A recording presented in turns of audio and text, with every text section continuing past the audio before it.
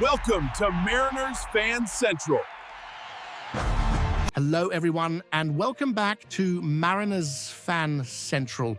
This is where you hear it first, and you hear it in detail. I've been monitoring the off-season market closely, and there is one name that is starting to gain serious traction in executive circles, a name that could fundamentally change the World Series race.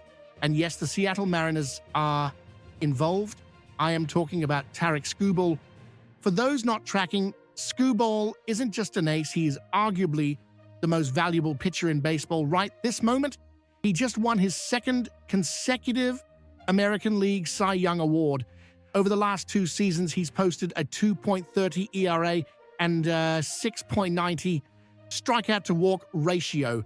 He is a generational talent. Here is the crux of what I'm hearing from my sources. The Detroit Tigers, under owner Chris Ilitch, have sounded publicly lukewarm at best about a long-term contract extension. Skubal has just 1 year of contract control left before hitting free agency in 2026. The Tigers are at a crossroads: extend him for a record-setting amount or trade him now and maximize the return. The market is watching. And while the Dodgers and Mets are often cited as obvious fits due to their payrolls, I am hearing, and credible national reports like R.J. Anderson's at CBS Sports are confirming, that the Seattle Mariners are viewed as the third most likely and logical destination for Skubal. Let's break down why this makes sense. First, the obvious local connection. Skubal played his college ball right here at Seattle University. It's a ready-made narrative. Second, the need. We, the M's fans, just watched this team make the ALCS last year. We are close, so close.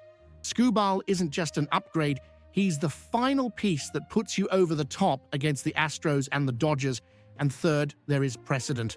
Jerry Dipoto and this front office are not afraid to get aggressive for top-end pitching with 1 year of control left. They did this exact move with Luis Castillo, acquiring him and then signing the extension. The chatter is real. The Mariners have the incentive, they have the need, and crucially, they have what Detroit needs. But this brings us to the second part of this report. What would it actually cost? And more importantly, would they really do it? Let's be blunt about the cost.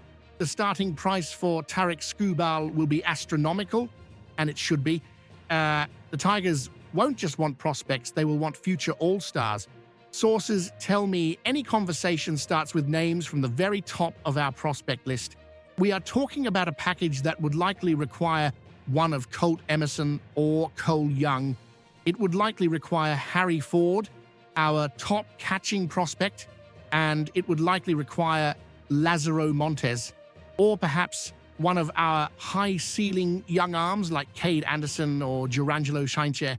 It would be a devastating blow to our carefully built farm system, but that isn't even the biggest hurdle. The real hurdle is financial and philosophical. The Luis Castillo trade was one thing.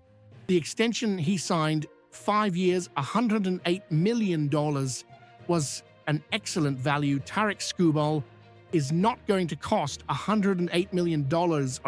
He is going to cost north of $300 million.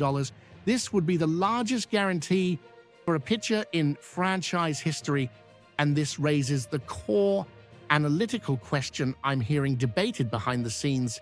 Does the Mariners' success in developing elite pitching, our pitching lab, make them less likely to pay for an external ace? Think about it. Why spend $300 million on Skubal if you believe you can turn Cade Anderson or Ryan Sloan into the next Skubal in 3 years at a fraction of the cost? That is the tension that defines this organization. However, the window to win is now. Julio Rodriguez is in his prime. Cal Raleigh is an established leader. The current rotation of Castillo, Kirby, and Gilbert is already elite.